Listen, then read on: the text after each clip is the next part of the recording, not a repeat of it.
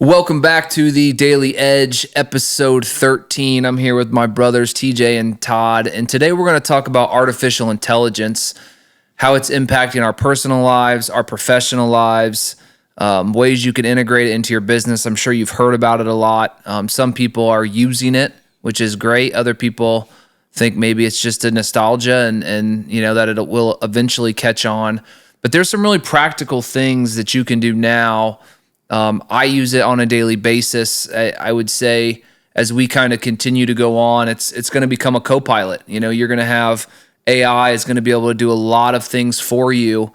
And the sooner that you can adopt that, probably the better from an efficiency standpoint. But there could be some things that maybe aren't a benefit as well. So I'd like to dive in. Maybe, Todd, I will start with you.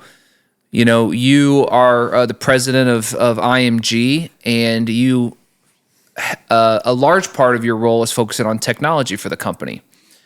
And I think artificial intelligence has been one of those things, but maybe talk about some of the different things we've explored and that you have been focusing on from an efficiency or an automation perspective.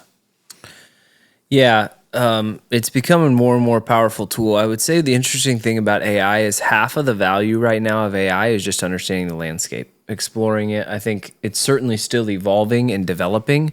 I think what's going to happen though, it's going to adapt and evolve very fast, and it's going to become more and more valuable really fast. And if you don't at least understand the landscape, you're going to be too far behind to catch up and really take advantage of it. So I think when I look at a lot of the exploration we're doing, a good portion of that is just familiarizing ourselves with the environment. Secondly, what I would say is there is just some really practical things. I think the tough thing about AI is there's a lot of hype. And you're seeing it used and publicized just because people like to see the very exotic uses of AI. You're seeing these very it's doing videos of people, right? Or the deep fakes or, things that aren't really practical. And I feel like that is a huge distraction from an AI perspective, is just trying to sort through what of it's hype and there's not really practical applications to yet, and which of it is really valuable and could be used on a day-to-day basis to make people more efficient or effective in their role. And so we've been tried to focus more on the latter. Certainly we're doing some experimentation, but I'll give you an example. As you mentioned, it is a miraculous brainstorming tool when you're trying to explain something, or you have a question about something, or you're looking for it to put together a plan or a set of PowerPoint slides or do some analysis. It is a wonderful starting point. And I'll come back and you'll probably hear me say starting point dozens of times. But it is an incredible starting point that you can use. You can input kind of where your thoughts are, and it will help kind of pull those together and organize those and give you a starting point that then, at least at today, where the sophistication is, you likely need to do some additional massaging too. But, in our industry, our team members, including us, are faced with a lot of different day-to-day challenges of how to explain difficult things to customers. There may be very nuanced questions about products or coverages or, very unique situations. And so our ability to go and be able to ask that question of ChatGPT and use it as a starting point or get some initial insight is incredibly valuable and could come up with answers that might otherwise take hours, or at least duration days, when you're having to email other people or carriers and wait for responses. And the interesting thing is that's a very, very basic use case of AI. Almost anymore, like, people are so far past that. They're talking about all of the exotic use cases. I think for AI, organizations who win are going to focus on these fundamentals. They're going to take something like that, and then they're going to find a way to make it super accessible for employees. They're going to build a platform that makes it extremely easy for that employee to interact with that entity. Now, I will tell you, one of the things you got to be careful of, especially when you're in a service industry, is inputting sensitive information into these tools, because anything that you put into like a ChatGPT is used for training, and that data could be used in a way that you don't want it to be used. So you got to be very, very careful about that. So entities, anyone that's using this from a business perspective, if it's not a generic question, I would highly, highly encourage you looking into getting a a platform, and there are platforms out there that do this where you can actually engage with the underlying model, right? Artificial intelligence, just to kind of give a little bit of a high overview, what's underneath ChatGPT is something called a large language model that has basically been fed trillions and trillions of bytes of information and articles and websites. I mean, it's just taking in an insane amount of information, and then it's kind of reasoned it as the human brain would, and then it's regurgitating it, right? It learns over time. I heard the analogy the other day used as like a kid learns. When you point to a kid and this is an apple, right? And it doesn't know what an apple is initially, and then you say this is an apple, and you show it pictures of this is an apple, and this is an apple, and this is an apple, then eventually you can give it a picture of an apple that it's never seen before, and it can know it's an apple, right? By the characteristics and different things. So that's how these learn, right? They see, and you continually provide feedback. So just a little bit of a sidebar, but going back to fundamentals of taking those use cases, making it very accessible for teams to safely engage and enter in information and questions and get back out of it, I think is where a lot of companies are going to win, at least in this early phase of AI. So let me pause there. So there are a lot of tools out there. How do we know? I mean, ChatGPT, for those of you who don't know what ChatGPT is, maybe we should start there with just kind of brief explanation. Yeah, why don't you? Well, I mean, Todd kind of really nailed it there when he talked about large language models, and ChatGPT is just OpenAI's version, right? So I've had experience with, I would say, 3 or 4 different AIs, if you will, front ends, if you will. So Grok, their newest beta. I'm a Twitter subscriber, so I've been able to engage with that particular platform. A little bit with Gemini, right, because it's kind of built in the phone. A little bit with Midjourney, which was one of the early image AI generation tools. So just real quick for people, Gemini is Google's version Correct. of it. Grok is Elon Musk's version X's of it. version. And then I know does Meta have? They do have one. I forget what theirs is called. I have a there's- lot of experience with it. There's also Anthropic. But anyways, there's a Yes. lot of these models that different companies have created. Continue. And then there's some of the new ones that are being developed overseas, and one of which, Deep Sea, was it? Raised a lot of eyebrows based on how quickly and inexpensively they were able to train the model. I think that one of the main things to take into consideration, especially as it relates to models being developed stateside or trained stateside, is the exponential cost and the exponential amount of hardware and time that it takes to train these models as they get more and more complex. So that'll be interesting to see. As I'm sure some of you are aware, there have been a lot of issues on the West Coast and other areas as it relates to being able to provide the power necessary to run these, tens of thousands of GPUs as they begin to try to train these models. So, to kind of add on what you said, I see things very similarly to you. I think what's interesting is that, especially people that I've seen use this, if you don't massage the data, and once you become familiar with AI, it becomes pretty obvious. Like you can, I'm sure any of us have used it enough. If somebody copy and pasted a response from ChatGPT, I could with 100% certainty tell you that it was ChatGPT that said that. So, I think it's important that you say, the way you say it is like, for me, I have a very strong, very strong gap in skill set when it comes to things like Excel.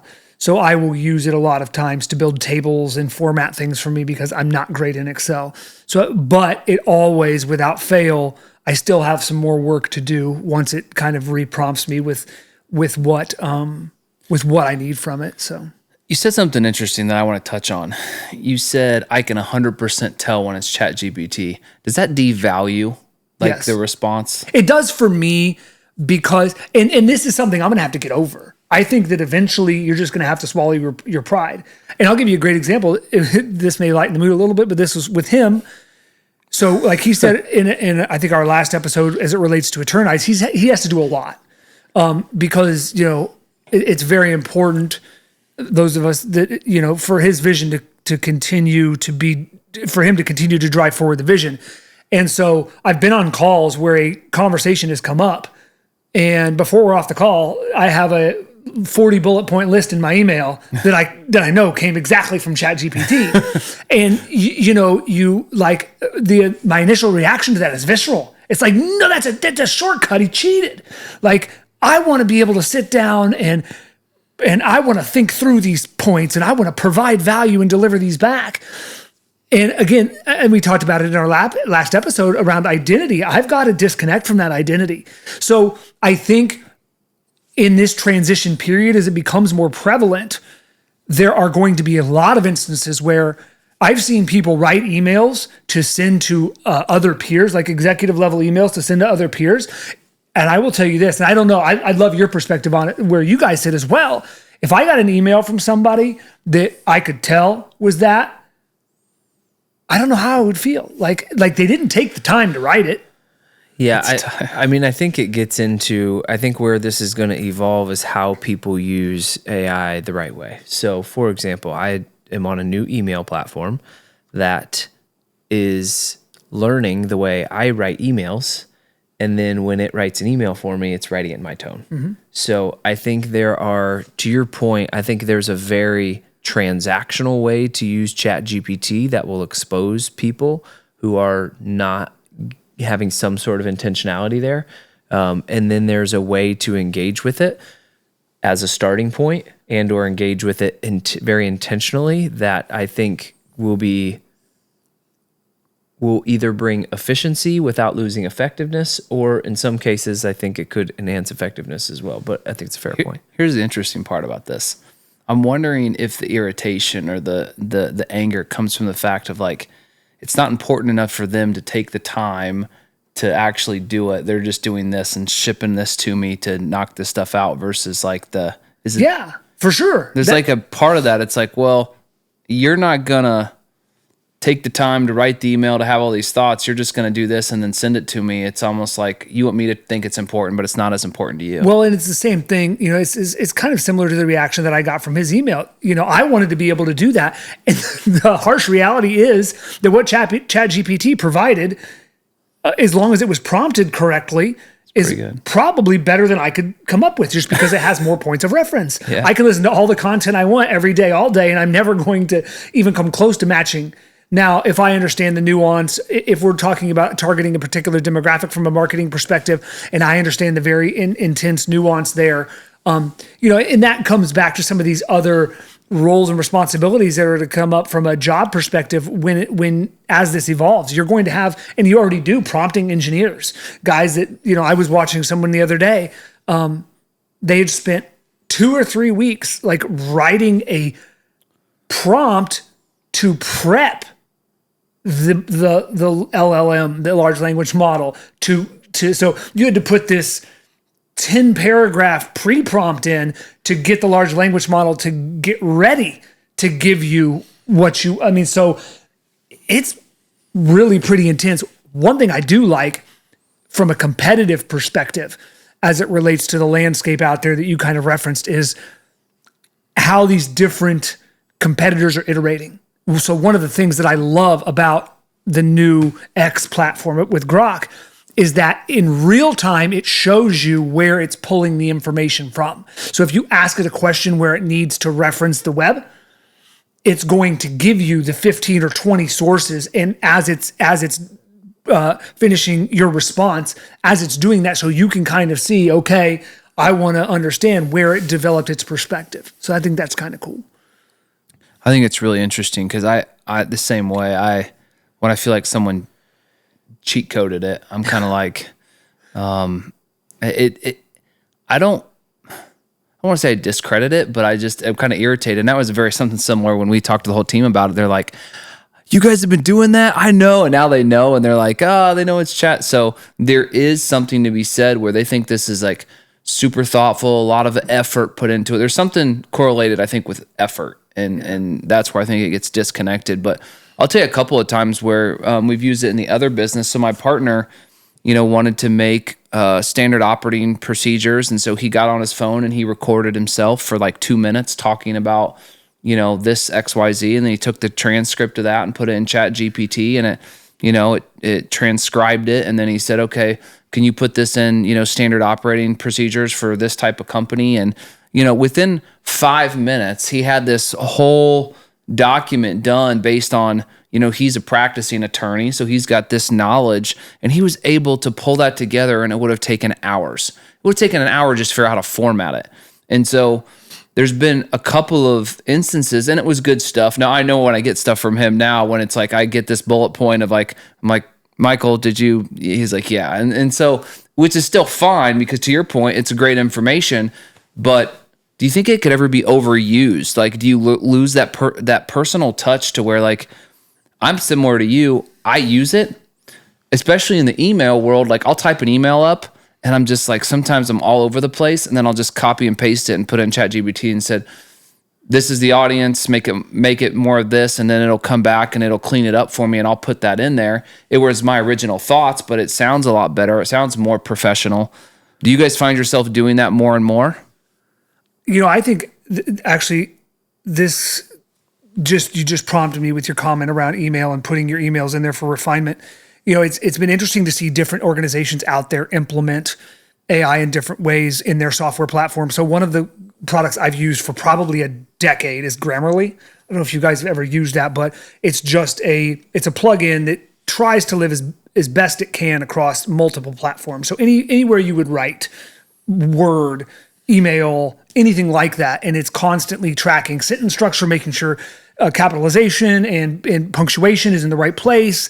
Well, you can also now kind of let it know what you feel like you struggle with from a communication perspective. So if I feel like I need to be more assertive in my communication, I can kind of set that. So as I'm writing, it'll highlight potential sentences or fragments of sentences and then give me suggestions that may be a little bit more assertive. So instead of having to pull it out of one system, putting it in another, get response back and then put it back into my email, it's doing it in real time. So, I like the way that it's integrated, where it's still my thoughts and still my writing, but it's fixing my punctuation so I don't come across as somebody who's not intelligent, or it's fixing my spelling, or it's changing my tone just a little bit. So I like it that way, because I do feel like it has the potential to really, gosh, this is a strong word, but castrate creativity. Like one of the things, so I worked with Midjourney early on. It was one of the very first image. I mean, to the point that the only way to prompt it was through Discord.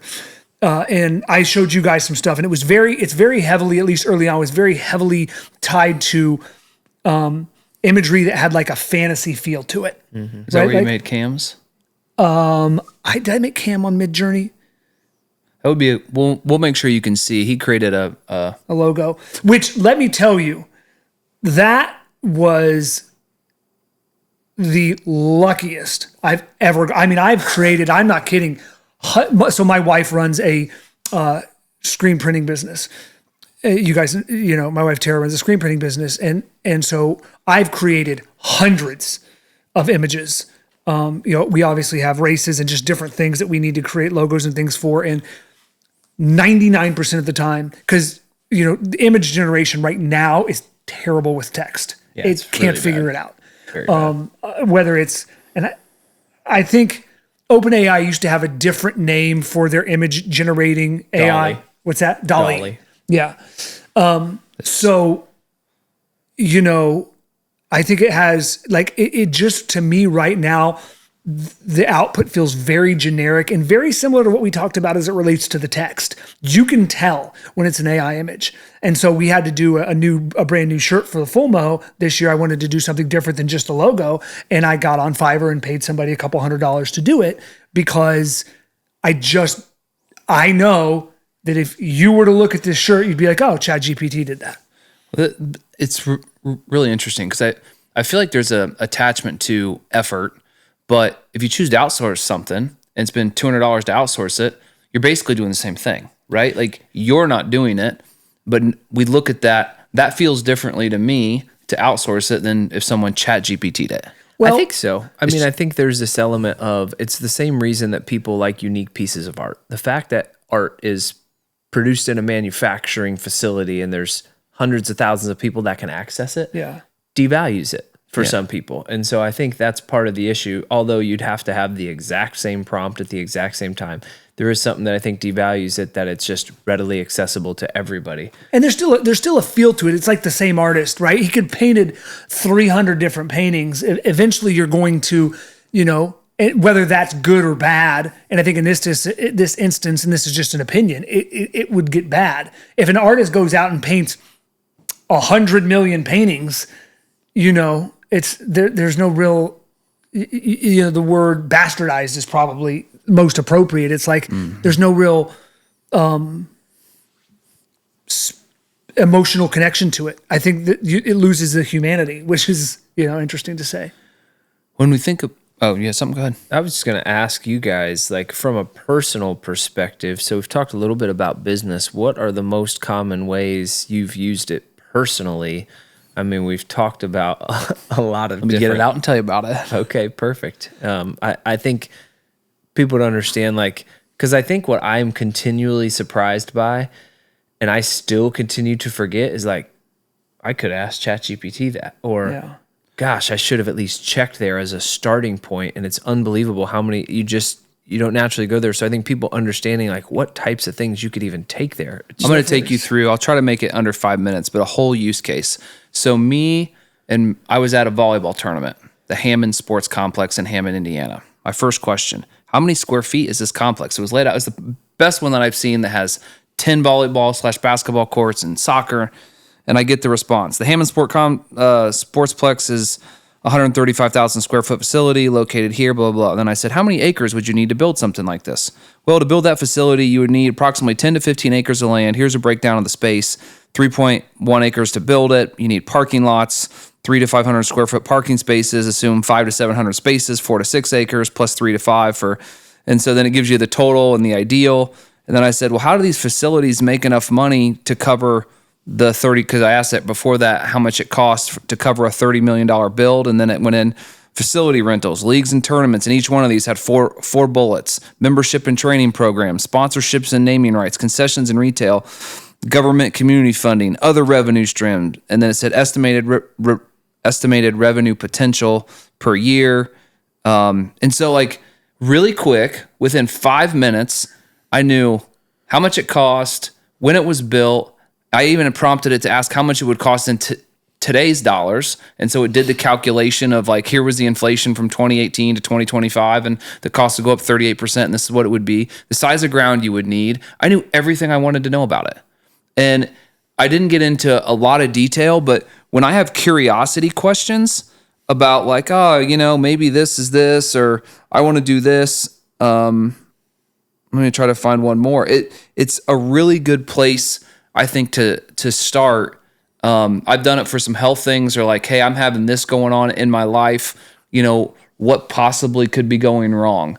I've also taken it to where I've told it all about myself. Here's my history. I've literally typed in everything that I remember about myself, and I've asked it to do things like, hey, can you give me, I got to give a speech, can you give me eight slides about summarizing the highlights of my life, right? And it'll put it in format data that I can take it to PowerPoint, or it can make them themselves. So those random one-off questions where I think you go to Google now, or you go to some search engine and it pops up 15, sites for you to go try to pull it all together. You ask those same questions in ChatGPT, then you're like, oh, maybe you're having a bottle of wine. I wonder where this wine's from. I wonder how much it costs. ChatGPT, and it actually gives you, I found a very accurate answer in most cases. So this is very interesting. This is going to open a political firestorm, but I'll give it to you anyway. So I've used it a ton for health lately.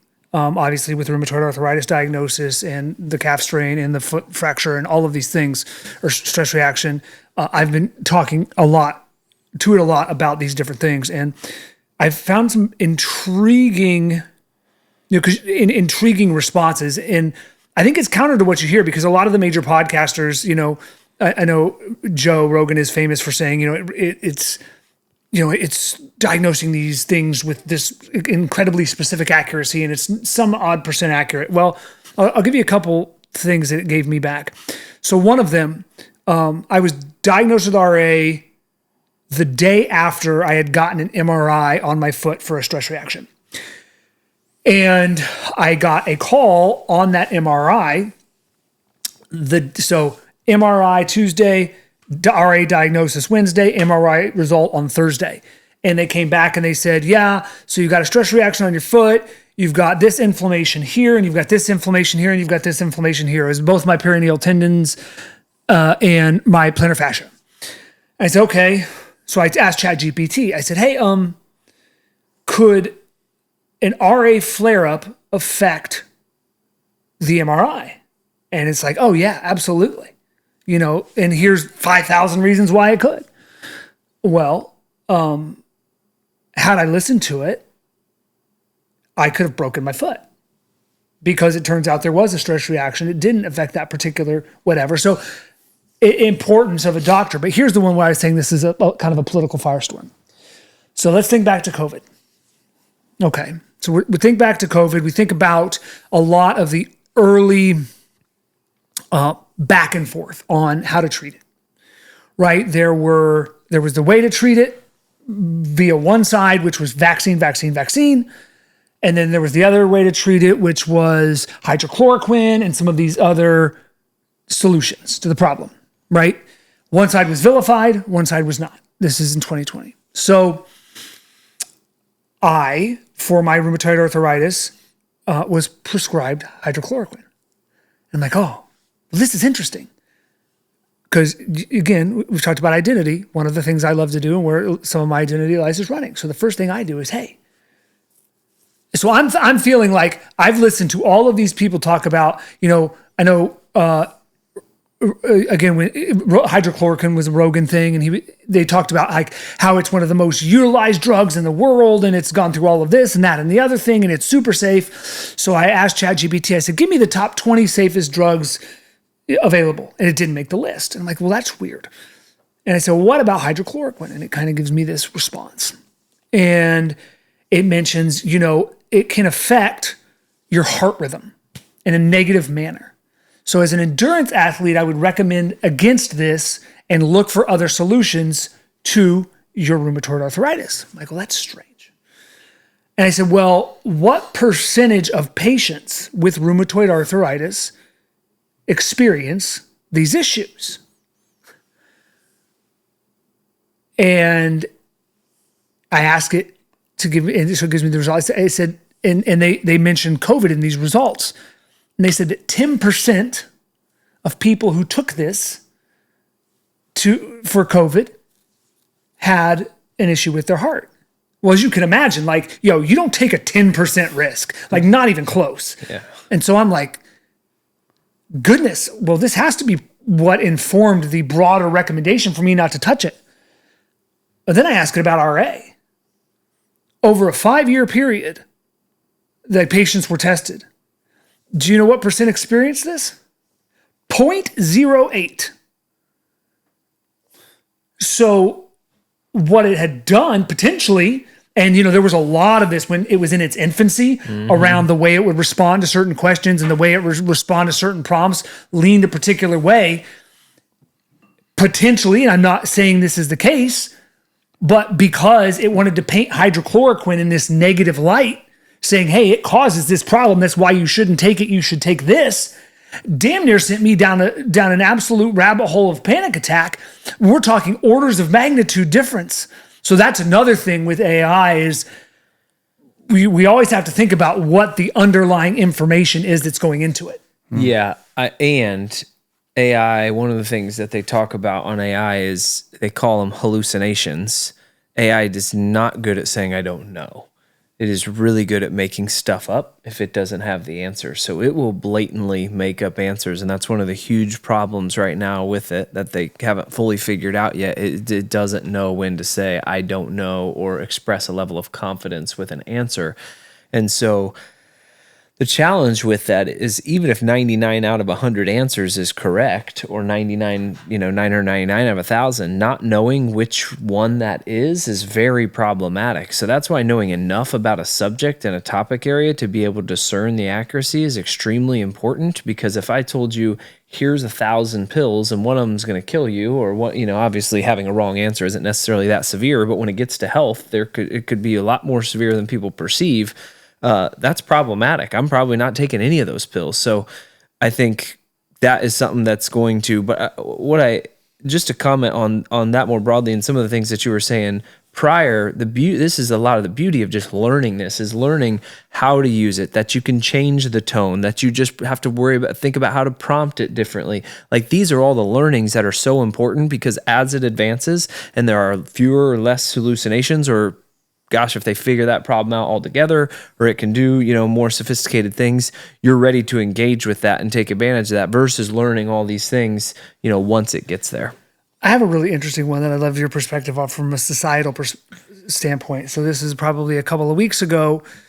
So my middle daughter is my challenge. We've talked about my history, and I think that she is going to, like they say, like your parents always tell you, I hope you have one of your own. In a lot of ways, she is a handful. And she had figured out how to create her own YouTube channel and not tell us. And she started uploading all of this stuff to her YouTube channel. And we had no idea until somebody told us. But she wanted to go live. Like, that's what she wanted to do. And you need to have a certain number of subscribers on YouTube to be able to go live. And we obviously found out about this, blocked everything, shut it down. Like, what are you doing? And she then tells me that there is this app. I do not know what it is called. I'm sure we can look it up and throw a link or whatever. But it allows you to go live to an AI audience. So you as a kid, and I've seen these news stories. I believe there's an AI friend, if you will, out there that has convinced at least a single person to commit suicide, like has encouraged suicidal type behavior. I've heard about that. You heard about that story? Yeah.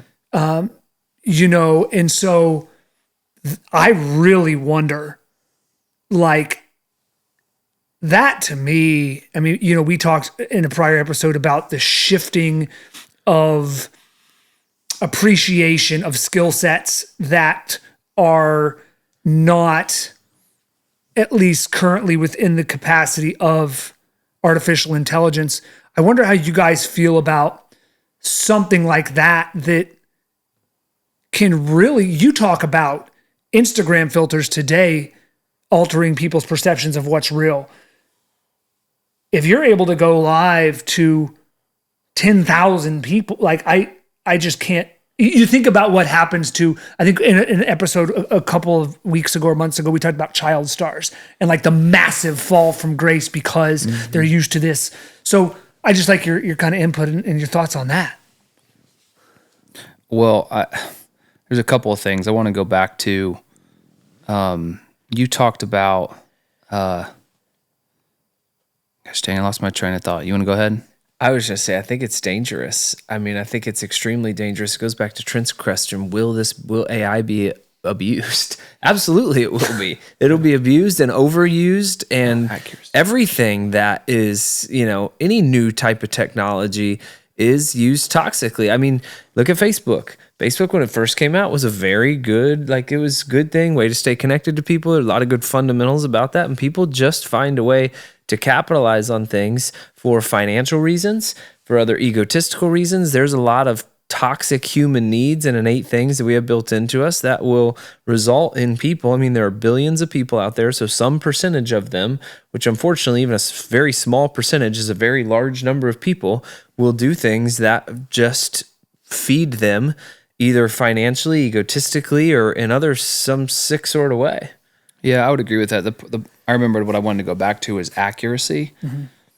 Do you feel like accuracy is any less different than a Google search? I mean, I think you do have to be careful how you prompt and what you prompt about. Like your health, you should always consult a doctor or a physician. You should get a second opinion.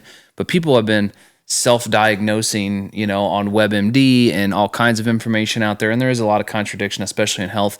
Do you feel like the accuracy is much different than any of the other resources out there? I don't think it's about the accuracy. It's about people's perception of the accuracy. I think that's where the problem is, because if I go to some random guy on the street and I say, hey, what do you think about implementing AI in a business, right? And he says some things, I'm going to be like, okay, and it's going to go one ear out the other. I may consider it a little bit based on his experience, but I think because ChatGPT is so impressive in so many ways and so sophisticated, and as I think people are giving it a very, their expectations of the quality of the answers are extremely, extremely high.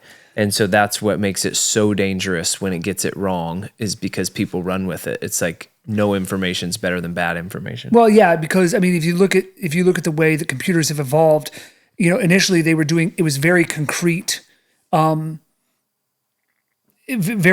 things, right? So it was doing calculations, computations essentially, and then I think the way we've always perceived the internet is a little softer, right? It was this different thing. It was more an amalgamation of information and societal perspectives and things like that, where the way ChatGPT or other front ends, Grok, it's presented like in a way where it feels more like a calculator, right? You input this thing into here and it spits you back out this result, versus, in large part on the internet today, some people are, some people aren't. But if you're looking for the right perspective, you're kind of cobbling that together yourself, and you're exploring different areas. So, I mean, in their defense, they've done a good job putting more disclosures on some of the answers, but the reality is people just have a tendency to ignore it. And if ChatGPT has impressed me like it's impressed you guys, and we've just been blown away by the quality of the answers, you were at a position where you were ready to run with that answer because, it had not failed you in a meaningful way up until that point. Yeah, I would be curious your guys' thoughts on, so there are some critical, I think you put some good holes in, but on day to day, you're asking you have a dozen, I don't know how many questions you're asking a day, but going to the app to ask it some of these basic questions. The other day we were looking up the Mediterranean diet, and we said, hey, build out a 1 month or 4 week plan and 3 meals a day based on the Mediterranean diet. And it literally went through and planned out 30 days, every single meal, every single measurement of, so like we had a meal plan that was based to X diet within 2 seconds. Another thing that we used it for was like create a scavenger hunt for, kids this age with this theme, and boom, it would give you all the prompts. Like from a creative standpoint, and some of those things that, we could spend hours and hours upon. Do you guys have any other examples the way you've used it to maybe solve some problems? Well, here's where I think that it goes, and here's where I think it gets more. I think the problem with it now, and this will go into the answer to your question, is that for all instances, the popular AI models right now are generic. They're not specific to something. So I'll think of two areas where you mentioned the Mediterranean diet. So I look at like how specific apps with very specific purposes and very specific visions for things implement AI. And I'm going to start with this one right here. And, it turns in the way that Todd has implemented AI in the application itself. And I guess I'll let him kind of expound on it, but, it's done with a specific context and with a specific vision in mind, so that you're getting, it's kind of been pre-prompted, if you will, so that you're getting a more thoughtful response than, the reason that came to mind was because you mentioned the Mediterranean diet, and I think we're seeing some fitness and nutrition apps out there utilize it to, one of the coolest one, and I can't remember the name of it. There's actually 3 or 4 that do this, where you can take a picture of your meal and it can roughly estimate the calories. That's incredible. Well, you can shoot QR codes now. Well, you've been able to do that forever. No, I mean, you can actually take a picture of the meal, the food itself, and it can estimate roughly that's incredible. Hey, we took a picture of a dessert the other day and it estimated it at 1,200 calories and it was like 1,350. So like within margin of error. But that's a very specific application within a very, ChatGPT is probably they're not going to spend the time required to get you that quality So like the scavenger hunt thing makes sense, but like I'd like to again go back to having you kind of explain the way that you've implemented it with Eternize, and that's the way that I see it being used on a daily basis is through these other apps that deliver the experience more thoughtfully. What I think TJ is hitting on that I think is important, and we just talked about this recently, I think the other aspect of winning with ChatGPT is starting with a problem and considering ChatGPT as a potential solution to help solve that problem. What a lot of people are doing right now is they're taking ChatGPT as an answer and they're going and looking for a problem to solve. To me, that's a really backwards way to think about it, and it's going to end poorly. So in Eternize, one of the things that you can do with your cross is you can send prayers to other people anywhere in the world that you're connected with on your cross that have a connection. And I know a lot of times you have people that are dealing with particular things. You're sending them prayer because they're going through something, right? They're going through some sort of injury or pain or heartache or depression or, something, and some maybe less, more trivial than others. But a lot of times I found myself wanting to draw on scripture, right? Someone who has some sort of spiritual orientation sees scripture as inspirational. So the way we program this is when you're going to send someone a prayer, you can click a button that says find relevant scripture. And you can put in whatever topic you want, 5 words or less, just a short topic of like fear or anxiety or stress or death or whatever. And it will pull back the top 5 scripture verses, and you can even say try again if you don't like those, and it'll go get 5 more. But that scripture verses that tie that you can then send to that person with that prayer. Which again, that was an approach where we took was we had a problem that we were looking to solve. How can we make it very easy for someone to provide something very relevant and inspiring to another community connection? And that's where I've seen it used most successfully is people having a problem and then looking at it as a solution. I will go through just a couple of things that I've used it for. Kids are bored. Kids are bored at the house. They were off school for like 2 days for parent-teacher conferences. What are some activities that they could do? Whole list of things that they could do, kept the kids busy. Another one was healthy meal ideas for kids. So I'd mentioned we're doing the 4 meals in a previous podcast, and it helped with some ideas there. The quarterly trips, the day trips. Hey, what are some good ideas for a father-son, one-on-one trip? So I think just things that you would normally have to spend a lot of brain power solving, this isn't going to give you the perfect answer. It's not going to give you the right thing. The more you know how to prompt it and the more information you give it and the more you know how to engage with it, the better the answers will be. And it's still going to, at least at this point, take a little bit of refinement. But those are some of the ideas. I will say this is not a shocker, but my boys have started to set goals. And one of them for Oliver was soccer goals. Now he's 8 years old, and like, what kind of soccer goals do you set that's good for an 8-year-old? Well, I went to ChatGPT. Hey, what are some soccer goals that goals relating to soccer that would be appropriate for an 8-year-old? And it gave us a grade of ideas, and we could choose from that. So I just think there's an endless number of use cases of just problems, questions, challenges that we face on a daily basis, and our instinct is to try and think through them and solve them, and be when. It's a wonderful starting point. I like the way, and I think it's going to be used a lot. Like the way you talked about the SOP. One of the things that I'll be using it for, so I'm working with taking a brand new approach to some influencer work we're doing with one of the products that we've produced, and I will have it write the contract. Like it's just, we can spot check it, but like those types of things that would have been a paralegal's job or, I think that those are the types of things. And, I look at the different stuff that I've used it for. Like I said, a lot of it's health. I mean, I used it as recently as yesterday, health stuff. I had it extrapolate. And again, these are things you could probably do pretty easily yourself, but it makes it 10 times easier. I needed, we have X number of people signed up for this race, but I need to I have a minimum order quantity of the shirts. It's almost double that number. So I needed to extrapolate out what the shirt sizes would be based on the percentage of the shirts of course I could have figured that out, right? The math's not hard, but it took ChatGPT 7 seconds. I just pasted in the cells from the spreadsheet and it was done. So like those types of things for me are really beneficial in those where there's a concrete output that's generated. Yeah.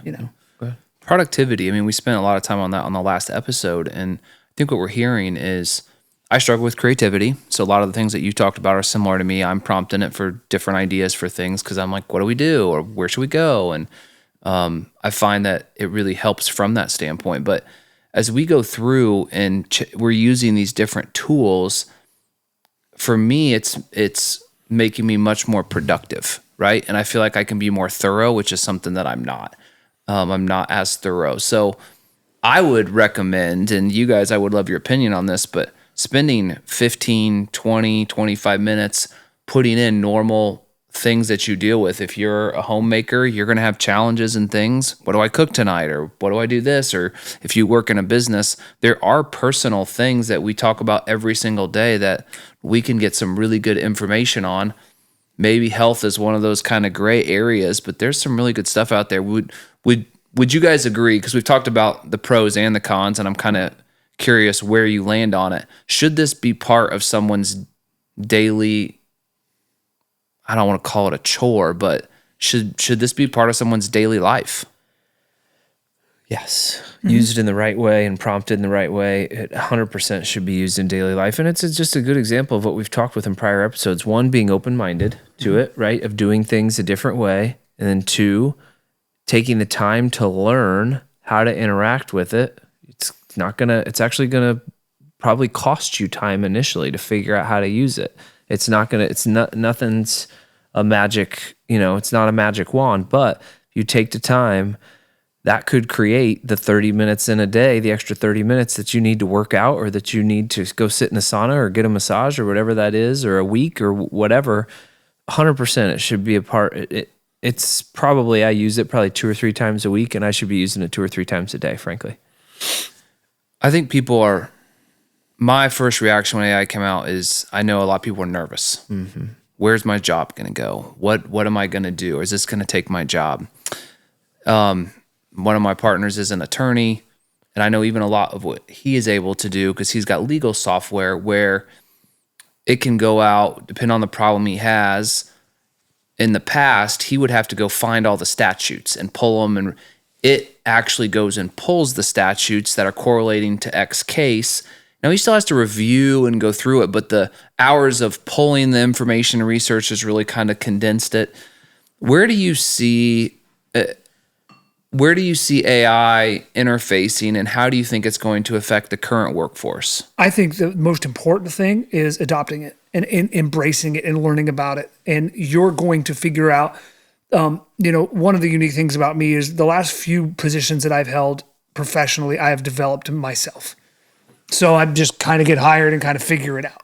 And I think that's going to happen with this. And the less you know about it, the less you're willing to embrace it, the more difficult it's going to be to figure out where you can best leverage that particular, or you can best complement your skill set with what it offers you. So I don't know where it's going to go from here. I think certain things like you just said, I think if that, from a legal perspective, the trajectory continues there, I think the bar gets set a ton higher. If you as a judge or you as a jury or you as someone else understands that now all of these statutes are there at your fingertips and it's much easier to get them, maybe the burden of proof gets raised. Again, I'm kind of speaking outside of my area of expertise, so excuse me if that's completely incorrect. But point being is, when you talk about creativity, and maybe you're trying to come up with a tagline for something. And in the past, it was really valued when a creative person could give you 5 or 6 taglines. Well, now ChatGPT can give you 70, and you can narrow that down to the 10 you like. That requires that creative person to maybe provide value at a different layer. Like, okay, it gave us this foundation. Now, so that part of my job, which can, because it's the most subjective part, can oftentimes be the most difficult to get agreement on. I know when you guys went through rebranding, that was really difficult with the logo and but once that's established and you've kind of come to an agreement there, then taking it and to the next level up and disseminating it out across the different elements that you have in play to, that are front facing for your business is easier. So maybe they lose that part, but that's great. They don't have to have hours and hours of meetings. But if you're not up to speed on what it can do for you, then you don't know how you're going to be able to utilize it to your benefit or how you're going to be able to integrate with its capabilities. I think you're going to see it impact the workforce in a couple of different ways. I think initially you're probably going to see it impact the workforce in some toxic ways. And what I mean by that is you're going to see leaders start to devalue people. They're going to see an opportunity to replace $100,000 or $150,000 employee with things coming straight from ChatGPT. And I think that pendulum will swing back over time because I think people will slowly realize that the quality of what's coming out ChatGPT isn't providing the return, and it doesn't have the intelligence, at least at this point, to incorporate some of the nuances and other things to have high quality recommendations. So I see some business owners abusing it and using it as an opportunity to swing the pendulum too far. But what I just searched is what are the 10 things ChatGPT is not good at? Because I think that you type that in ChatGPT? Yeah, I typed it in ChatGPT, and it said ChatGPT is great for many things, but it does have limitations. Real-time or up-to-minute information, it's not good at. Deep domain-specific expertise, provides general insights, but lacks the depth of specialist in fields like law, medicine, engineering. Creativity with strict constraints. Complex reasoning over long context, mathematical proofs and multi-step calculations, sensitive or ethical issues, understanding sarcasm and humor, nuanced context, remembering past conversations perfectly. So I think understanding what it's not good at is a really important foundation to figuring out, long term. I think the one thing that I didn't see there is relationships, right? That I think while it can navigate some of that, I don't know.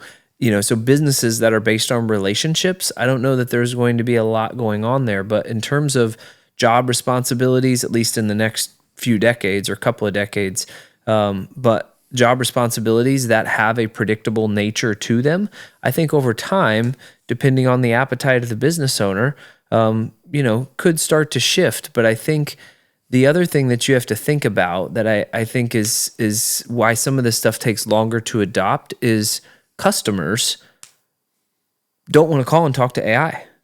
They don't. Like AI verbal kind of dialogue is going to have to get much better for people to not to be able to discern that because you've got the automated response systems and people don't like that. So there's going to be a resistance from your general consumer that I think is going to preserve a lot of jobs and employment in the short term because of those hesitations. Now that certainly changes over time, but I mean, I remember this is probably a decade ago when Zuckerberg was talking about there may be a point in our lifetimes where there is what do they call that? Where basically everyone gets money, like it's something like income. a stipend, essentially. Yeah. Basically minimum everyone will basic get a stipend income, culturally. something basic income. I'll think of it. UBI, universal basic income. Yes, universal basic income. So where basically because things are so efficient and there's so much money being circulated and that we'll all kind of get universal basic income to where we can survive. And then there's opportunities to earn revenue in different ways. But at the end of the day, what this does in my mind, if you look at the workforce, it encourages learning, and it probably amplifies and magnifies and multiplies the value for the people who take the time to learn and continue to grow and develop in the face of this, grow around this, grow to supplement this. Those people who are able to take the time to navigate that and spend that time developing, I think they're going to be the winners. One of the things that I heard, AI will not replace your job. Somebody using AI might, to where it's just going to make people much more efficient, much more productive, and to really embrace it. Sure. And I have another twist on this, unless you got something. No, go ahead. So we're talking about this. There's kind of two different areas I want to talk about. One, I want to talk about specifically businesses and how they could use it, especially small businesses, because they're generally struggling from a resource standpoint and they lack people. So I want to go into that realm. The other realm I want to talk about is education for kids now, and where the jobs and how we see that evolving and how that's going to be a little bit more out there. So maybe first we go to business. Let's touch a couple of those, and then we'll go back to current education system and how to blend that in. Well, I'll speak from a couple of different experiences I've had. I'm an entrepreneur. I've got one business that I am basically just starting. It's TJ and I and some others, Dakota and a few advisors that are helping pull this together. And so it's very scrappy. And I would say, for me, using that as a starting point as much as possible is just a huge, huge time saver. And I talked a little bit about this early on. I won't go through all that again, but I think using it to spawn ideas, develop plans, ask for recommendations, marketing ideas. There's a lot of plans that you need to put together when you're starting a company. It's like and things you don't know. Like I've used it for product specifications. How should I test this product, or how should I market this product, or hey, and again, this is like an art, right, of interacting. A lot of this for the coaching for the small business owners is just get in there and play around and learn. You might get you'll get some good things, you'll get some bad things, but the learning, I just can't understate the value there. So, and then, from an IMG perspective, more established businesses, I would just really encourage just stick to the fundamentals. Stick to the fundamentals and help your teams learn and understand how to engage with this. Run competitions, within your team. If you have a team of like who can come up with the best prompts or how to use it, incentivize them to get in there and use that. Teach them, guide them, coach on, hey, here are the things you can use it for. Because honestly, it's a very intimidating tool. That's what I've found with a lot of people. It's like, I think we're all naturally a little bit early adopters by nature. So it's like, hey, let's go in there and type around. For a lot of people, it's like, whoa, like this is this whole big, huge thing. I don't know what to do or what to type here. And so I think just getting in and mixing it up, and breaking down some of those barriers, that's what I would say on the topic. What would you add? I'll go kind of education on this. You just... Are you going to switch to the whole education in general? Yeah. Can I? Yeah, go ahead. Let me jump in with a few of mine. So for small businesses, I would definitely say ads, marketing, like, hey, I own this type of business. What are some different strategies? I was working with a company that, prompted some stuff, and it gave them like the top 7 things you should be doing from a marketing standpoint to gain a customer base. And then it said, okay, well, help me create, all the social media posts for the next, 30 days. And it created the social media posts. So you can use it to help you advertise in a meaningful way. It can create ads. It can create specific ads to your industry. And it will save you an incredible amount of time. And you obviously have the ability to tweak anything, but marketing was a really big one. I was talking to someone the other day that's actually building similar to what we're doing, where they're setting it up to be able to review deals. So they'll be able to take financials, just drop the financials in there, and it'll know how to analyze a deal to decide which one like they have 13 deals and they want to find out which is the best one, and they have to put the parameters in there, but it's going to be able to analyze financials. So that's probably going to take a little bit more, and it's probably not just your standard chat GPT prompting. So that's another one. Another thing we're looking at is video, how to put video in. We haven't used any of this yet, but one of the really cool softwares is HiGen is one of them. And you can upload a video of yourself. Like if I had a 2-minute video of me talking about something, and it takes your mannerisms and your voice and your image. And then once it has it, you can go in and type in a paragraph, and it'll talk that paragraph just like you, which is somewhat scary. They said you should start having code words in your family so people actually know it's you. That software is out there, and maybe you don't want your image out there. But if you're in a business that talks to people a lot, or you're doing webinars and seminars, once you've done that and you can recreate that easily, that's another advantage, probably a little bit more sophisticated. Copilot is Microsoft's version. I know Excel. I'm not good either on the Excel things, but now you can type in a prompt like, take all this data and create a table. You can literally type it out in paragraph form, which is really cool. So I think there's a lot of practical uses. Finance, I think marketing is probably the one that there's the most opportunity there versus hiring a firm, because it can do logos, it can do some of that other stuff. So I would encourage you, if you have a small business, to get in there and play around with it. Yeah, I would say that too. I would encourage you to play around with it. I would push back on the marketing side of things because I'm interested to see how this plays out. Specifically, we look at like Eternize. We have a very interesting target market, and the target market we have is very specific to Todd and our group of advisors and the people that surround them. So we understand at a very nuanced level based on daily interactions with people like this, who we are targeting. And I've seen people, and I'm not saying it's good, right, wrong, or indifferent, but I mentioned something. I mentioned Corey earlier, and I know he utilizes it. And I wonder from a marketing perspective, and it's like, okay, to grow my Instagram account, how many posts do I need to have a week? What are these? So it like builds out. I mean, you can kind of see where I'm going with this, right? It builds the post, it builds the schedule, it pulls the hashtags, all of these things. I wonder if it's going to be perceived, and I don't know this yet. Same with the logos that it creates. If it's gonna end up being like the Scarlet Letter, like you're gonna recognize, oh, this is AI doing this versus, because I think with marketing, you're doing your best to convey your vision and the passion you have for whatever it is you're delivering to that person. Like that's the goal. I want my verbiage to be a specific way, the way the sentences are structured, the way that the images are laid out, the emotion that it pushes forward or that it pulls from the consumer. You want this in a very specific manner.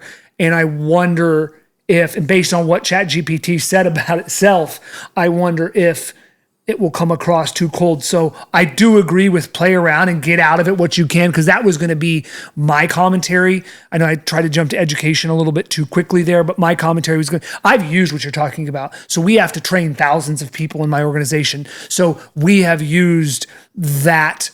We've used similar software where you just type it in and then this avatar of myself or one of my coworkers speaks to people.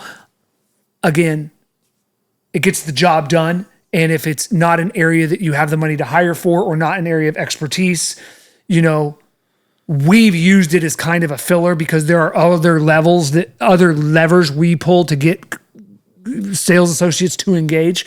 Would you say that differs based on company size? Because I'm focusing on small business who are probably less than 10 employees. We're small too, though.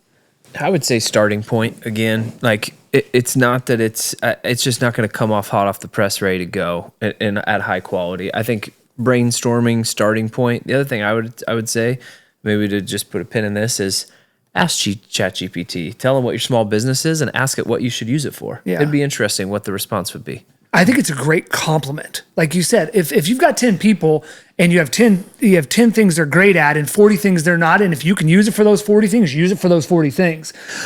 That would be, if you figure out you can do that, I would agree with that. What's pretty remarkable, like when we've even gone in and we know at IMG the best ways to scale the agency, and we go in and say, well, what's the top ways to scale an independent agency? And it comes back, and after a 2-day session of our leadership team, it pretty much nailed it of like, these are the things. And then it's like, okay, well, verticals is a big thing. Create a vertical. So if we're going to create a vertical on X, what are some of the points? And like I think to your point, it doesn't get you all the way there, but it sure as heck gives you a lot of data to get us even closer.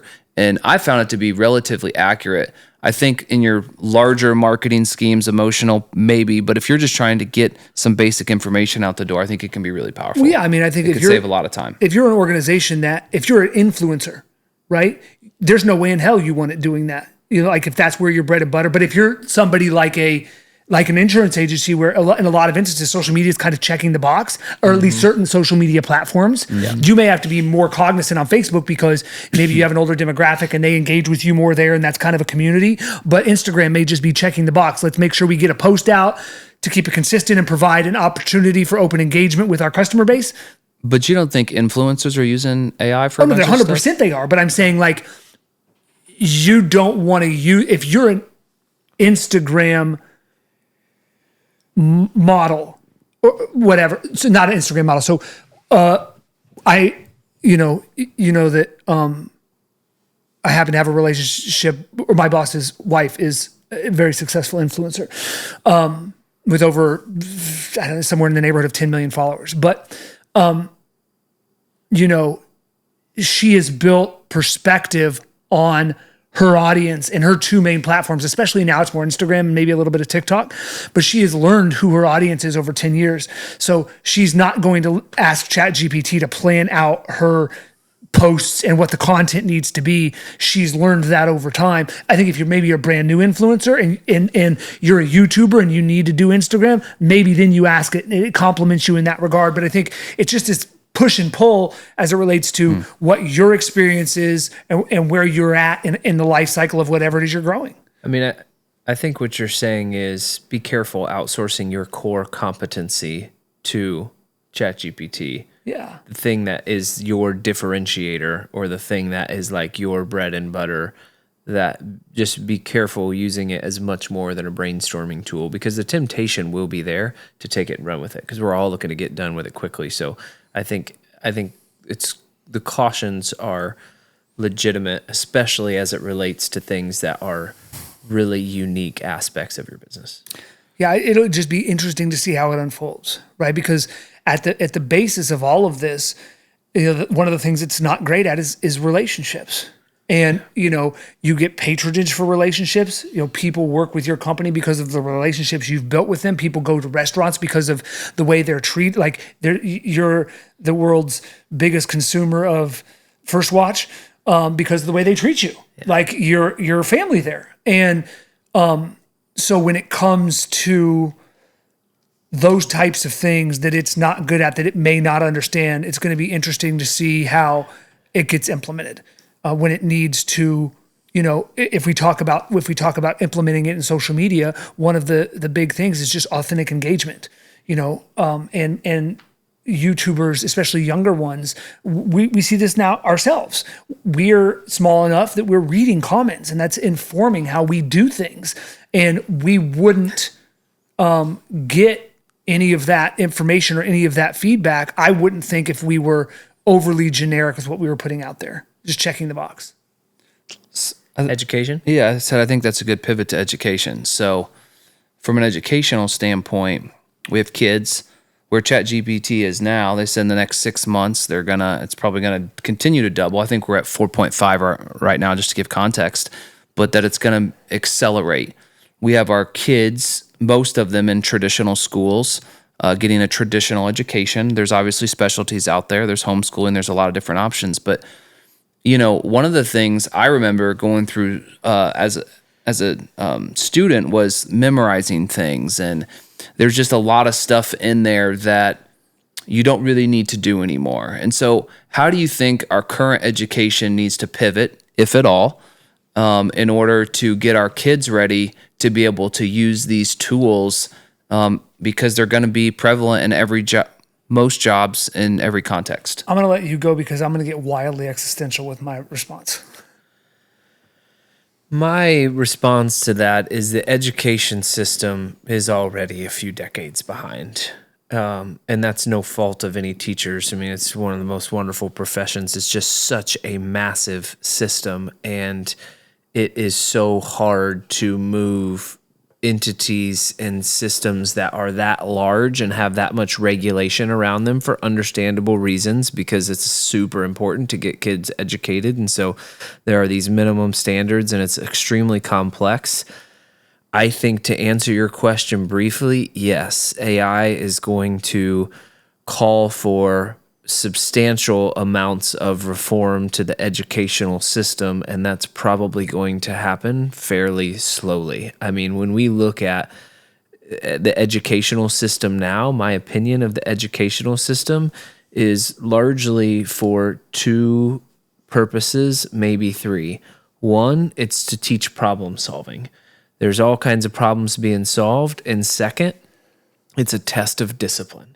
And that the people that come out of high schools and colleges with high-end GPAs, and when they go into the workforce, they don't know how to do the job. They don't have all the information to do the job. What the company knows is that they have some amount of intellectual capability to do the job, and they have enough discipline to stay focused on it, because that's part of the challenge of the educational system, is the beauty of it, that you've got to work through, challenging teachers, challenging assignments, different subjects, that sort of thing. And if you have the discipline to keep your head down and work through that, that's the quality that companies are valuing. It's not necessarily the knowledge. Now, you're learning a good amount, particularly as you're majoring in a particular area, and it's a good foundation. But a lot of people going into companies are blowing up what they learned educationally, and they're reteaching a certain industry, particularly if it's, someone who is a leading edge company, because it's been so difficult for the education system to keep up with that sort of thing. So to answer your question, yes, I think it's going to call for massive transformation of our educational system. I just don't know how quickly it can happen. Before you go, do you believe that AI should be part of the current educational system? And if so, at what age should it start being introduced? Well, a couple things. I think AI should start being used yesterday to develop educational curriculums. Now, how they're teaching AI, look, when I say it's decades behind, they should be teaching, there should be a class on Google. There should have been, for the last 20 years, there should have been a class on how to Google stuff. I can't tell you how many people that I interact with on a regular basis, when they have questions, they do not go to Google. They just don't, they assume the answer is not accessible. I can't tell you how many times they've said, did you ask Google? Did you go to Google professionally and otherwise? No, I didn't think of that. So educationally, some of those, that's what I mean, it's behind. Fundamentally, should they have been teaching people how to Google and what to type in and how to interact? I mean, that is an entire art and science, and now it's the same type of thing with ChatGPT. So should there be a class on how to engage with AI? Yes, there should be a class. But to me, that's the very, very minute part where I think AI should be informing the educational system, is what sort of characteristics and skills are going to be valuable in an AI world. The curriculum needs to transform to teach kids those skills that are going to have long-term value propositions. And then secondly, AI needs to be used to develop those curriculums, because that's probably what's going to allow us to change in a rapid enough way to start to keep up with things. That's my opinion. Do you think there's any danger in getting kids access to that at younger ages? Yes. I think anything, we talked about this with YouTube videos, I think anything that they don't fully understand and don't have context for is super dangerous, because they're definitely not going to be able to distinguish a wrong answer from a right one. And if they have access to, now there will be apps that come out just like the internet that can boil it down and can make it safe, 1000%. You wouldn't probably lock a kid in a room with someone under X years of age with a YouTube and just go search whatever you want. I mean, because they could ask whatever they want. But is there a way? An app will come out soon. It'll be a kid's GPT, and they'll be able to interact with it in a safe manner. And I would say all for it, absolutely. Yeah, I mean, I'll get to the second part of my answer here, but I think the couple things that come to mind is, you talk about, you need to build a foundation, because, critical thinking, problem solving, you mentioned some of those things. I think those are things that, we have the luxury of having gone through, and societal engagement. I think those are things that that's the third school system can foster. Just by the nature of it, in school, you are forced to engage with particular people and learn how to deal with different people, different personalities. I think the fear for me with AI becoming a tool, I think it definitely needs to be, but we had the, and I don't even know if I'd call it good fortune, because I think, even growing up, each of us, especially me, saw the shortcomings of the school system for certain personality types, certain people that worked a certain way. Now going through that difficult school system helps you learn how to problem solve. But one of the things that I guess we had the luxury of, is it built a foundation for us. So now when we engage with ChatGPT, we can critically look at the response, and I knew, well, wait, this doesn't make sense. There's no way that my doctor would have prescribed this for me if it had a 10% chance of giving me heart arrhythmia. So I could critically look and say, oh, that doesn't make sense. I need to dive a little bit deeper and see. But if you haven't gone through that you haven't learned how to critically think, or you learned how to problem solve, or learned some of those other foundational skill sets, then I think you can get into real trouble because there's no true north outside of the morality that your parents have instilled in you and your values and things like that. There is no true north when it comes to information. So laying those foundational things, I think from an educational perspective, is extremely important. Where I'll get existential with this. And so I saw something very interesting, and this just, I wonder about 1,000 years from now. So there was a podcast last week. I can't remember who it was, but it was interviewing a lady who deals with nonverbal children, autistic and other things, cerebral palsy, for whatever reason they can't communicate. And they have proven through numerous studies that they can communicate via mind. They can still think normally. They can communicate to their parents or other people they feel, and like sit across the room. I'm looking at a Mountain Dew can, and the kid's behind a piece of cardboard and can draw the Mountain Dew can that I'm looking at. Like that kind of communication. But what they believe is that those are elements of the human brain that were needed at some point in time, maybe when we didn't have language to communicate, a language hadn't been developed yet, or way of communication. And so I wonder, I think about this in the context of cursive.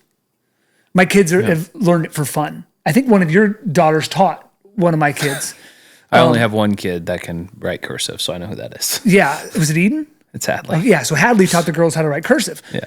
But I think about, in 1,000 years from now, when we don't, gosh, look, I know I'm like talking like an onion and stopping here and going here, but like, look at Google Maps.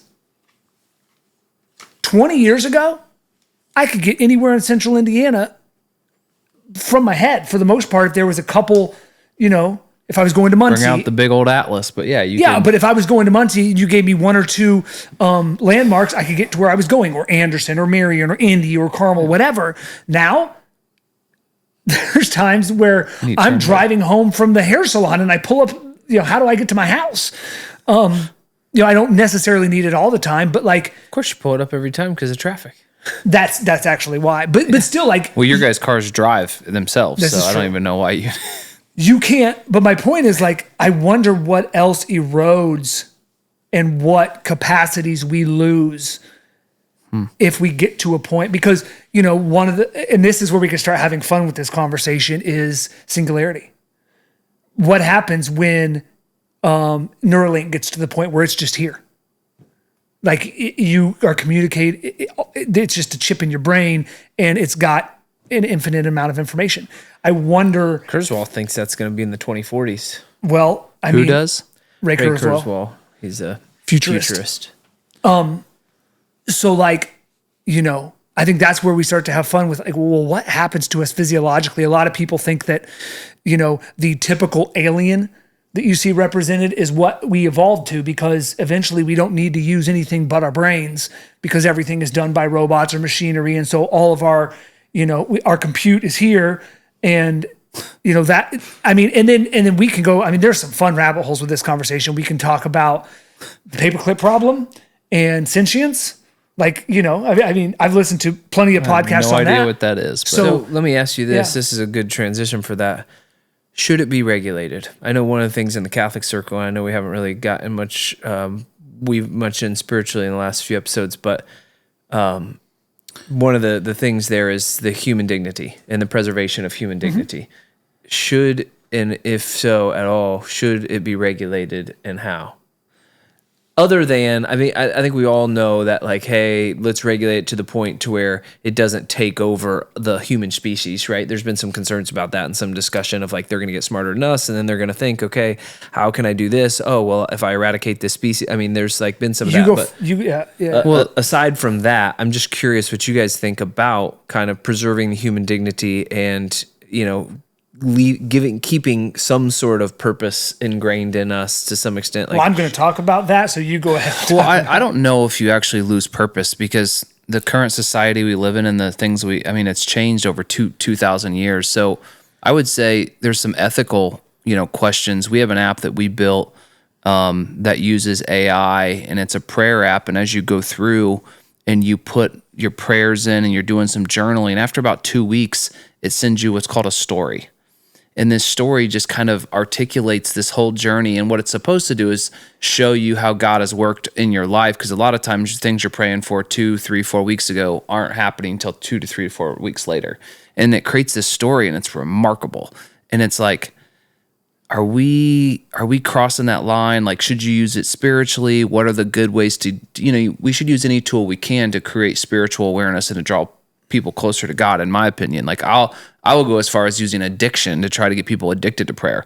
But I don't know, because if at the end of the day, I believe we're here for community and relationships, and I can't see where it replaces that. So that the soul part of this, the connection, and I'm going to say it's soul and not brain, the soul part of this, I'm not sure that ever goes away. I think there's going to be an innate ability to connect with people that's going to surpass Neuralink or anything, to where we're always going to be drawn to being part of a community, to be involved, regardless if we need to go to school to learn things, to provide income, or we're on UBI and we just become social beings and creatures. I just don't see that actually ever. You don't ever think leaving. Someone could have 5 AI friends that like they interact with? I don't believe it would ever provide the same connection, because I think connection is, there's one thing of like, oh, well, I'm talking to an AI and it talks back, but like I don't think you'll ever be able to replicate. Like, if you ever had one of them conversations that you go deep with someone and it's just like, it's super authentic, it's super vulnerable, and you have I would call it a soul connection. I don't think that's. I think though we're losing the ability as a humanity to discern. And I say that because of what I mentioned earlier with the person committing suicide because their AI convinced them to. That's very, very powerful. Because as we've talked about this, I think early on, where society is separating further in larger houses, right? More contained within a mile radius of your. Some are.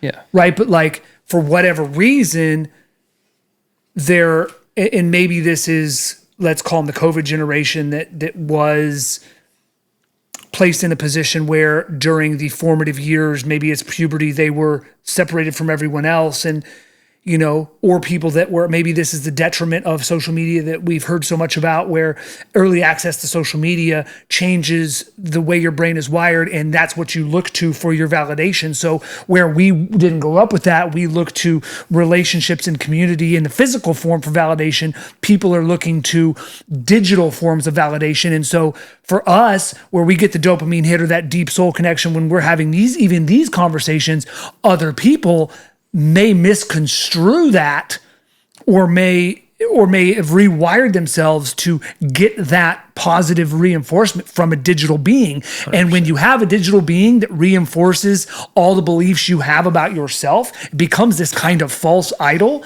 And it's the ultimate it is echo chamber. It 100% is. And we can bring it up maybe next episode or put it, but there have actually been there have been numerous situations other than the one that I've mentioned where people have fallen deeply in love, or at least that's what they perceive with these different AI models, because they're so lonely and because they were never given that foundation and never built around physical relationships. Yeah, if it gets to that, I'm moving to the farm and. Well, I mean, think about it. Like, we're already seeing that, right? I mean, kids are now, they've disengaged communally and with friends, and they're spending time in their devices, right? They don't know what it was like to go to the mall and hang out with their friends. It's like at least they're interacting with other human beings on the other side of these digital devices in some cases, but in other cases, they're just interacting with these devices, and that's the fulfillment they know, to your point, and they can get used to that. That'll feed you dopamine all day. And I think take me back 100 years, though, when your main interaction was just your family and you all worked on a farm and you worked together, and it wasn't about this, you got to have 50 friends or you got to be in these classes or do these things. It was, you had 6 to 8 to 10 kids and they all worked together, and that was the community. I think you probably had a little bit more than that. What did they say? There's a number. I think it's 150. 150 is the inflection point at which I'm going to butcher this, so I'm not going to go any further, but there's something to do with that being kind of the tipping point for community size when it gets to be too large and then starts to kind of collapse in on itself, without the proper structures in place from a societal perspective. But anyways, no, I mean, I think the difference between, I think the difference between what we're talking about and that is that now families might have a single kid. I don't think we're going to see it as much because I think we've realized somewhat of the error of our ways. I think there was a generation where it was like, here you go, peace. And because they didn't know, what kind of damage that caused. You call it the younger millennials. Now I think smoking in the 60s, right? They didn't know. Everyone smoked. I think your point on the human capability evolving and us losing ability, I mean, we've seen that physically. Think about physically. We were machines. I mean, they were surviving. We were hunter-gatherers. I mean, we talked about this a little bit. Walk to the west. I mean, we would walk like hundreds of miles. Our great-great-grandfather walked here from Philadelphia. Chasing animals. I mean, living in caves like during the dead of winter in the Midwest. I mean, our bodies were, and physically, we have lost so much of that. I think it's naive to think that we won't continue to lose capacities that we don't need to survive. And I will tell you, here's one area that I think is a bad thing. A lot of times, I'm going to try not to make this a holy war, but here we go. Christ, Harris, it's not a holy war here. So part of the appeal of the Catholic faith to some Catholics are the fact that it was this there's this original lineage back to Christ, and then 1600 years later, 1587, right, Martin Luther, in response to some corruption within the church, right, said, I want to do things this way. And now we've got like 16,000 denominations of people doing things different ways and kind of saying, we talked about the Eucharist and is that really the true body and blood? And for 1587 years it was. And then we decided, no, it's probably not. It's a symbol, right? And everyone that was a Christian believed that, including Martin Luther. And so then I think what's interesting about this is historically, and you've even said this, TJ, is like, well, you got to be careful with that argument because historically those weren't the brightest of the bunch, right? We've continued to learn a lot and develop cognitively and become more sophisticated. And so people around the turn of the initial millennia, around 0 and the 1000 and whatever, like, did they have the cognitive capability to really discern transubstantiation or consubstantiation or whether or not that was the true? I would argue that, like, for me, at least in this environment of distraction, you talk about discernment and the ability to continue to do that. There is so much noise and distraction. I would err on the side of thinking that it's hundreds of years ago, they were in a much better place to discern direction spiritually than probably we are today. And so some of that, as I look back on that, we're redefining our own rules and our own societal context. And like, well, in this day and age, there are some things that are either more convenient or just make more sense to us now. I'm really, really cautious and hesitant to throw out what has been established through thousands of years across dozens of different civilizations and societies and somehow lasted. And then it's just really convenient for us to say, they didn't know what the heck they were talking about. We're going to kind of redefine the rules this way and redraw the lines. I think it's dangerous. But my point is to circle back is I think, yes, it can be a bad thing when we lose the capacity to do things that we once exercised very meaningfully. Yeah, if we figure out, and I wonder, brain versus, let's call it a separation, brain versus soul. The brain, I was listening to a podcast the other day. It was something to do with physiology or running or whatever. And the comment was the brain always wins.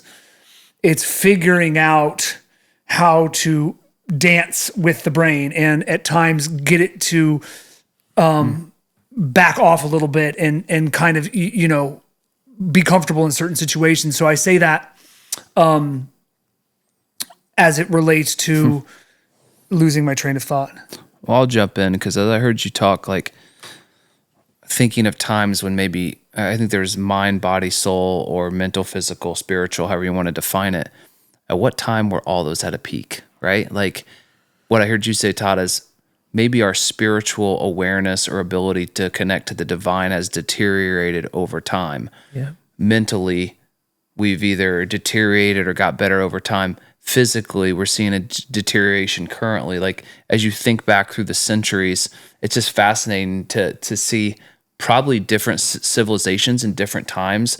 They were heightened in certain areas and I wonder if there was ever a point in time when all three were optimized. getting back to finishing my thought, is saying if the mind figures out, I can satiate this need, like this soul need, through this method that requires me to do nothing. Because to fulfill this soulful need in the right way, it's sitting down and having a long conversation with somebody or experiencing something unique together versus, well, if I can just pick this phone up and tell it all my problems and whatever, and it'll fulfill it right back to me, and I don't have to do anything. And, the brain, as we're experiencing, is seemingly wired to do as little as possible if it's got that option. Does it just say, I don't need that anymore. I'm going to go this route and I'm going to do this. Back to one of our prior episodes where we talk about the spirit of doing hard things. It's this constant push and pull. And so it kind of, yeah. To me, it's a fit. To me, it's a fit thing. I think the further you go back, the better on all three fronts. And here's why. Because our brain and our mind and a lot of our, even our physiology developed and evolved during, spiritually, where do you, whether it's tens of thousands or millions of years or whatever, evolved, and we continue to find ourselves in a more and more different environment than what our mind and our brain, our body was wired for. So that's the thing, like you're talking about these tendencies. The reason the mind is like, hey, can I find this shortcut, is because that was needed to survive at one point in time. You had to take the shortest path. You had to take the most efficient path, because if you didn't, it might mean you die. And today it doesn't. And so the brain is still wired for that age back in the day. And when I say go back further and further, I'm kind of under the interpretation that from a labor perspective, the further you go back, the more physical labor there was to be able to survive, right? It was hunting and gathering and chasing animals and killing them and cooking them and, whatever, to then it went to farming, which is still very physically laborious relative to what we have today. But the human body has continued to be, and there were more shelters, right? And so the human body has continued to be put under fewer and fewer, lesser and lesser pressure. So from a body perspective, I think the further you go back, probably the better. Spiritually, the same thing. The more simple things were, the less distractions there were, the less noise. That was the centerpiece of the world for a very, very long time, and it seems to have slowly deteriorated. And maybe there was a period of thousands of years where it was kind of a plateau before these major industrial and technological revolutions. But I would say, arguably, the further you go back, there was more simplicity and more focus on the divine, whether that's going back to, even depending on, again, what your religion is, that goes all the way back to the Greeks. And then, prior to Jesus, the Jewish religion, it was the center of everything. And then from a mind perspective, again, the further you go back, the more you're in a period where your mind was actually, developed to be in, right? Because I think there was a extended period of time where, when you were a hunter-gatherer, there would probably be thousands of years before there was meaningful change in the environment. Today it's like what changes in 10 years was probably 1,000 years of change back in the day. And so mentally, I feel like our minds evolved in a period that was probably similar to what people were living in for a period of time. And now it's just so different. That's why I think our minds, so you asked me that question, I'd say the further back, the better. Now, they suffered in different ways, right? They lived till they were 30 or 40. Lived till they were 30, the disease, the different things that they had to deal with, inconveniences, discomforts. So we need to be cautious when we say mind body. It's not that they live more convenient lives, but I would say the body was in the best shape. The mind was probably the most connected, but obviously it's different today. Our conveniences, our temperature, and heck, we've got shoes and we've got it all. We're living in the greatest time in the history of mankind as with the some most mental definitions. illness. But it depends on how you define that. Well, it's interesting. It almost seems like it's this paradox. The more we uncover from a technological advancement perspective, the more solutions to problems we find, which we are wired to solve problems. We go back to what we lose. We've talked, I think we've mentioned both of these stories in prior episodes, but one is storytelling. That was it. That's all you had until the printing press, right? And yes, there are ancient scripts out there that people have uncovered, but for the most part, I cannot imagine what it would be like being told a story. Even when we were younger and hearing stories from adults, it was a much more refined ability that we've basically lost. I think the other one, something that I recognized the other day, I was in Tennessee with an individual who grew up in the woods, and watching him look over the landscape and like call things out that there's no way. Like, what are you talking? Oh yeah, that used to be an old farm road. What are you talking about? Oh yeah, can't you see the way it does this? Or, oh, this is this, or this is this, or this is this. And I'm just like, and we were talking about, and I think those abilities are still there. He was explaining to me an individual that he knew that through his shoes could feel the difference in the foliage on the ground so that he knew how to navigate. But you had to have that back then. So like a lot of those senses that we're talking about deteriorating, I think we still have the ability to engage there. But the more we uncover and the more shortcuts we find, which is continually happening, the less we need it and the more we become. So here's the $1 million question. If you were, I'm going to call it independently wealthy, you could just right now quit your job. You got a couple $1 million. Why keep doing all this? Why keep going down the rabbit hole, chasing whatever and trying to, it's kind of similar to like a diet versus fasting. Like we live on a diet of life of like, well, we need some of this, but not too much of this. Like, why not pull your kids out, start a homestead, start a farm, go back to the earth, still have the conveniences of medicine and things, homeschool your kids, teach them about technology in a way, teach them about hard work. Like, if the mind always wins. I mean, we're fat and happy. I mean, that's the problem. I mean, for me, what keeps me driving, I don't know what you mean by all this, but for me, it's purpose and the ability to put myself and embed myself. Because there are a lot of people that I am with spiritually that talk about that. Let's go build a commune out in the woods and just do our thing and like disconnect.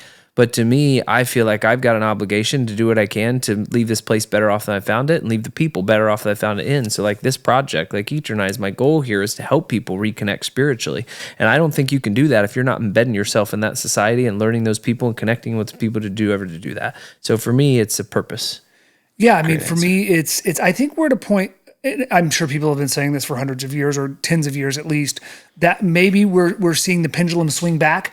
Like this is really. I mean, yes, physical fitness has been around for decades, right? And there have been different booms and busts in terms of the fads that have come and gone. But I think now more than ever, there is an effort to recreate the experiences of old. No, we're not building our homes by hand, but you're seeing a hopeful, at least you're seeing the tip of the spear in regards to people getting into the gym and people doing endurance efforts and people actually caring about what they eat. And we're uncovering those things. And, we're looking at where these big holes are and taking care of ourselves. And then we're recognize the mistakes that we made potentially with social media and where it's good and where it's bad. So I think for me, the hope is that we're this unique, and not to pat ourselves on the back as being this special generation, but between millennial and Gen X or whatever, we're this unique